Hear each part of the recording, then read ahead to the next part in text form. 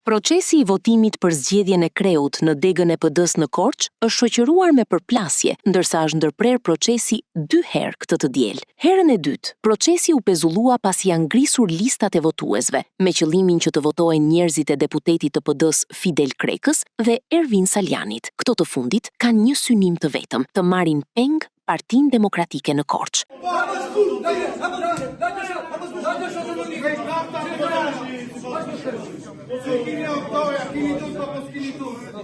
Bëhet me dije se personat që kanë ngrisur listat janë mbështetës të kandidatit Harito Zoto, I cili njihet si bashkëpunëtor I ngushtë I Ervin Saljanit, I nxjerrë në garë nga Bravaldi Xhafka. Këto veprime synojnë përçarjen e PD-s në Korçë dhe ta marrin peng, me qëllimin që në zgjedhjet e ardhshme Fidel Kreka të rikandidojë për deputet. Po ashtu procesi u pezullua edhe në orët e para të mëngjesit, ndërsa drejtuesi politik I qarkut Ivi Kaso deklaroi se pezullimi erdhi pasi persona që nuk figuronin në listat zyrtare tentuan të votonin në kundërshtim me rregulloren.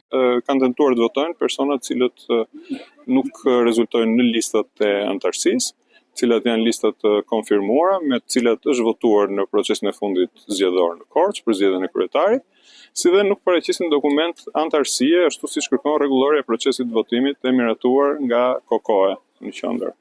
2 kushtet për të votuar janë ose të gjendet emri në listën e antarësisë, ose zgjedhësi që paraqitet për të votuar të paraqisë dokumenta identifikimi personal, si dhe dokumentin që provon antarësinë e tij në partisë në një periudhë të caktuar. Në mungesë të këtyre 2 rekvizitave, personat nuk marrin konsensin e komisionit për të votuar.